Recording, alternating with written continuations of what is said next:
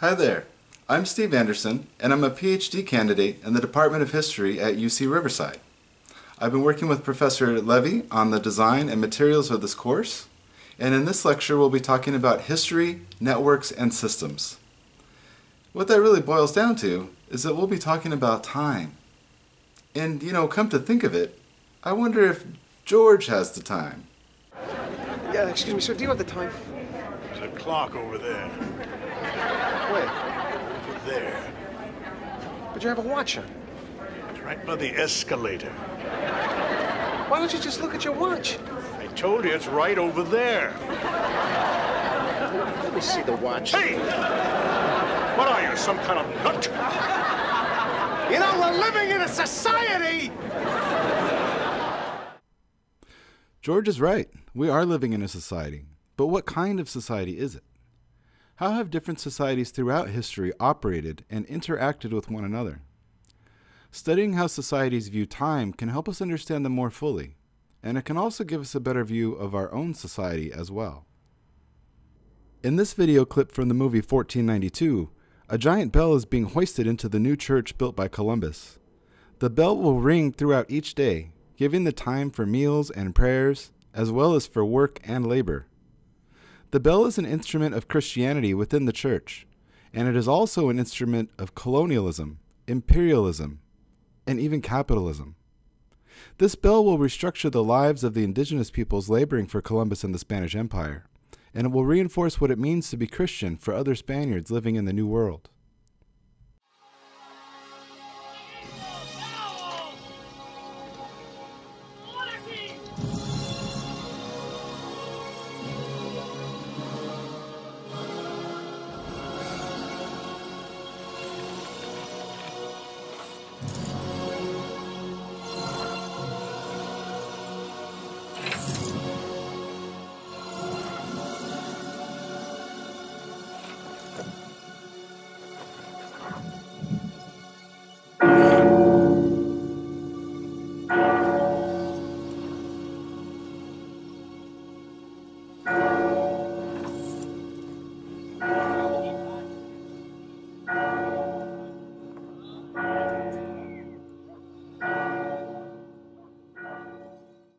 This image is from a Book of Hours, which is a collection of prayers and the times of day they should be said.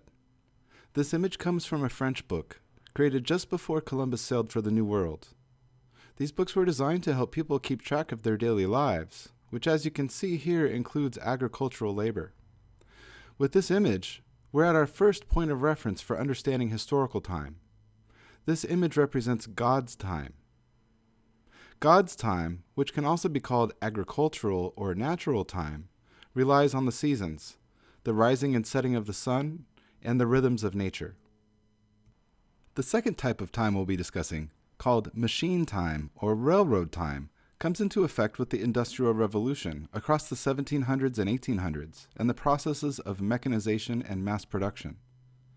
With the advent of the railroad, God's time could no longer keep pace, and it was far from accurate.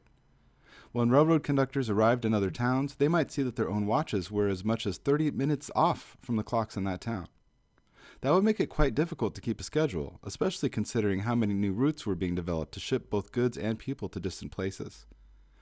In addition to the problem of accuracy with nearby towns, faraway cities could be experiencing different times of day. It might have been midday in Chicago at the same time it was afternoon in New York.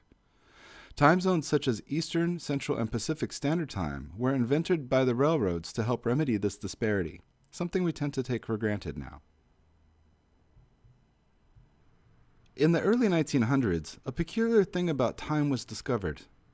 Until Einstein's theories of relativity, time was thought to be fixed. A minute was always a minute no matter where you were or how fast you were traveling. And it had been this way since the time of Isaac Newton. With Einstein's new theories, however, time was seen as fluid and somewhat messy. Space and time were intermixed and subject to unseen forces that helped shape the universe. The surrealist painter Salvador Dali, seen here with his pet ocelot, created The Persistence of Memory, a painting that destroys the supposed fixity and deterministic qualities of time. Dali's painting, The Persistence of Memory, shows pocket watches or small clocks melting amidst the dreamscape.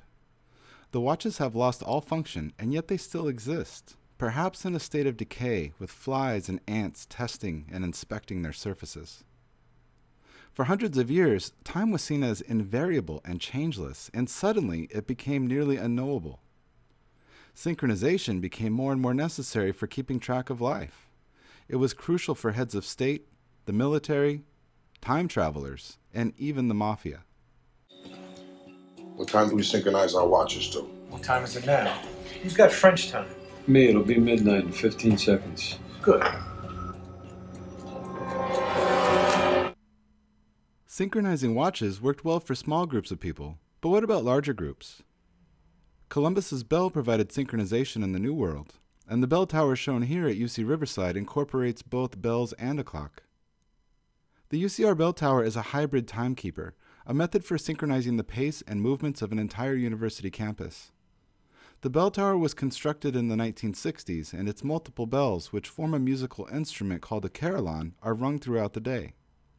For the person operating the carillon, which is sort of like an organ with bells instead of pipes, the bell tower provides a commanding view of the campus and the surrounding area. A few students at UCR have even joked that it reminds them of the Eye of Sauron in Lord of the Rings, a tower used for synchronization as well as surveillance. It's him. The Eye.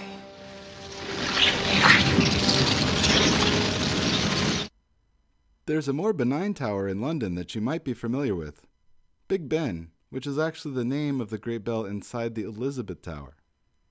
As we move through our lecture here, you may notice or remember other timepieces, bells and clock towers, and especially the familiar notion of time always running out, even in fairy tales. Oh my goodness. What's the matter? It's midnight. Yes, so it is, but why? Goodbye. No, wait. You can't go now, it's only... Oh, I must. Please, I must. But why? Well, Oh, the prince. I haven't met the prince. The prince? But didn't you know that... Goodbye. No, wait. Come back. Oh, please come back. I don't even know your name. How will I find you? Wait! Everyone should know the day this photo was taken. It's a satellite image of Manhattan, New York, on September 11th, 2001. Heather mentioned in her lecture on zombies that everything seemed to change after 9/11, but why? And what does 9/11 have to do with time, bells, and towers? Before the terrorist attacks, the World Trade Center consisted of two towers, known as the Twin Towers. While there were no bells that rung or giant clocks on the sides of these buildings, these structures still operated as instruments of synchronization. The Twin Towers were at the heart of Wall Street, tied directly into digital networks of global finance. When the terrorists destroyed the World Trade Center, they were attempting to destroy a system of synchronization. The terrorist attacks of 9/11 only happened in the United States, but their impact on world markets reverberated across the globe. This brings us to the third and last type of time we'll be discussing, atomic or digital time. Most so-called atomic clocks we see on a daily basis, like the one here on the right side, are actually just radio receivers. Real atomic clocks are delicate scientific instruments, like the enormous device on the left. Atomic clocks were invented in the 1940s, using the oscillations of atomic particles for incredibly accurate timekeeping. Around the same time that atomic clocks were developed, the digital computer was invented, and mainframe computers such as the UNIVAC shown here helped bring the United States, as well as the rest of the world, into the digital age. But what happens when atomic clocks and digital computers are used in conjunction with one another? How would regular consumers and everyday people experience the accuracy of digital time? Cellular phones, and of course smartphones like the iPhone and Android, are the way most people experience the network effects of digital synchronization these days. Apple's iPhones and Google's Android devices are manufactured in the millions and millions and distributed throughout the world.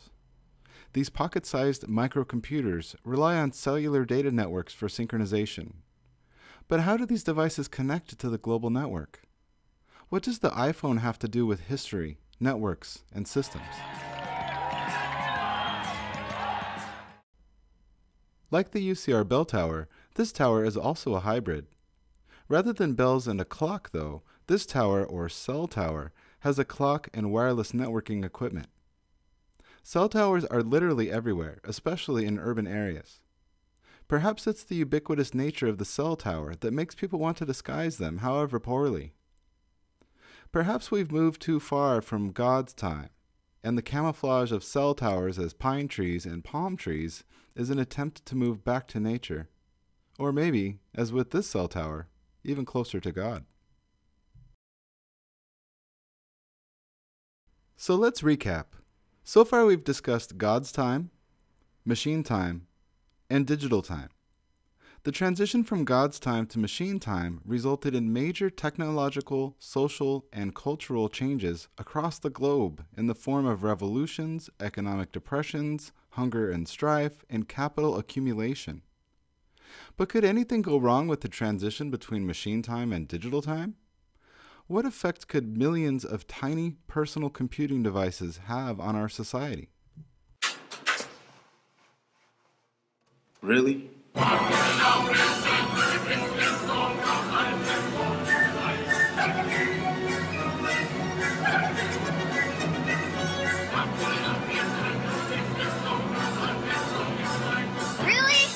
Really? Aaron Swartz saw the problems of our new digital age, and he became an activist, fighting for digital rights.